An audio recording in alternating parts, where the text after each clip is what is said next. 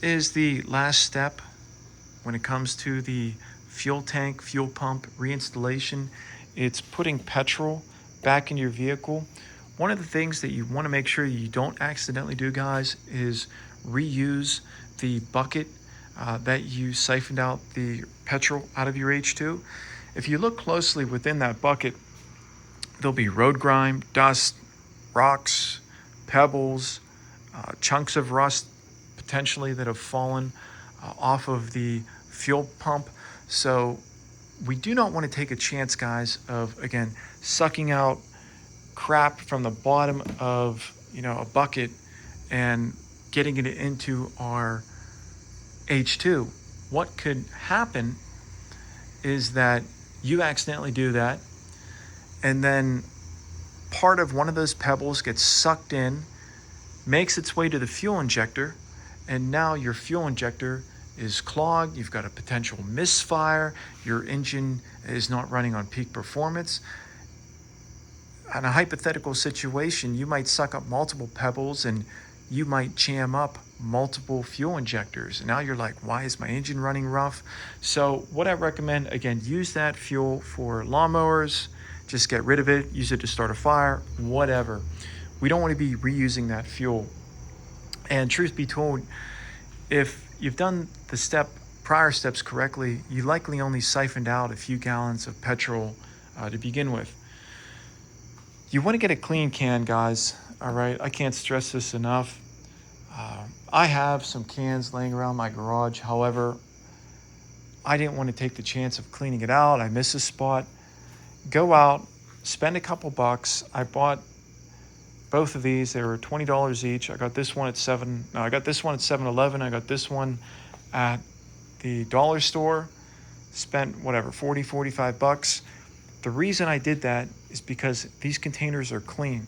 They don't have any dirt buildup. The last thing you want to happen, again, is get dirt to build up accidentally in your fuel tank.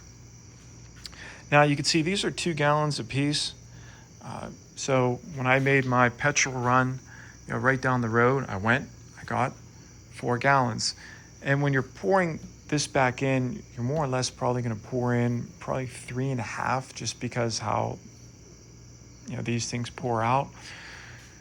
What I recommend is getting close to 12 gallons in your fuel tank, because what happens in the H2 is that the fuel, imagine this is the tank, it dips down in the corner, guys. So you're going to lose a gallon over here, a gallon over there. You don't want to start your H2 up with just 2 gallons in it, guys. That's going to put massive strain and could potentially damage that fuel pump that you've just spent hours or maybe a few weeks reinstalling. So guys, go out, do a couple trips, and make sure you have close to about 12 gallons. I feel that's a really good number for that first fuel pump startup. We don't want the fuel pump to be sucking gasoline from the bottom of the tank, all right? We want that fuel to be up, and you could potentially even damage your float too by having only 2 gallons in there. So again, we do not want to make that mistake. Now, I put 87 in my H2. I put about 12 gallons of 87. This is after the fact, but what I recommend for you guys is I would recommend actually filling up your H2 with 93 for that first go run. The reason is that by putting that 93 in your H2, it's a really nice way to clean out carbon and the lines. It's going to be burning a little hotter, carbon, whatever, all types of crap. So what I would recommend for you guys doing this process is putting 12 gallons of 93 in your H2. You get it up and running, go down to the gas station, put another, 20 gallons of 93 in, burn that out, and that's going to really go through the lines and get everything,